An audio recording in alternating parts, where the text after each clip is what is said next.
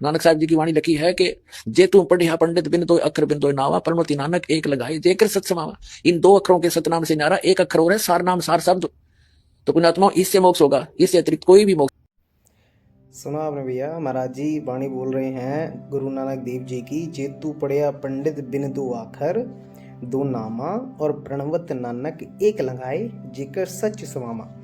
आपको सुनकर समझ आया कि भाई दो की बात हो रही है, मुझे सुनकर समझ आया कि भाई दो की बात हो रही है। लेकिन रामपाल जी महाराज ने ये कौन सी गिनती सीखी है भाई, जिनको तीन सुनाई दे रहा है? अरे अगर उनको ये कहना होता कि जेतु पढ़िया पंडित बिन तीन अक्षर तीन नामा प्रणवत नानक दो छुड़ा के और एक लगाए जेकर सच्चे समामत, तो समझ आता भाई तीन की बात हो रही है। लेकिन यहाँ पर तो वो दो की बात कर रहे हैं, ये बीच में तीन कहाँ से घुसेड़ रहे हैं भाई।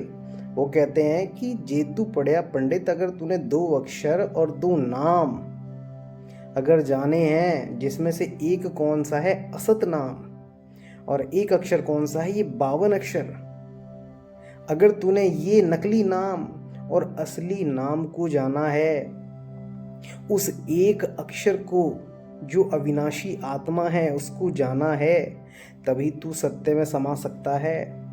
लेकिन रामपाल महाराज ने तो भैया तीन कर दिए यहाँ पे। अरे लगता है इनको पहली दूसरी की क्लास दोबारा से दिलवानी पड़ेगी। ये पढ़े लिखे दरअसल क्या है, वो एक दोहा बोलते ना, ये खुद ही बोलते हैं कि मोती मुक्ता दरसत नाही ये जगह है सब अंधरे और दीखत के तो नैन जिसम। इनकी आंखें तो हैं लेकिन फिरा मोतिया बिंदरे, इनकी आंखों में सफ़ेद नहीं काला मोतिया बिंद हो गया है, जो कि इनको दिखाई नहीं दे रहा है, आंख होते हुए भी नहीं दिखाई दे रहा है कि दो की बात चल रही है केवल।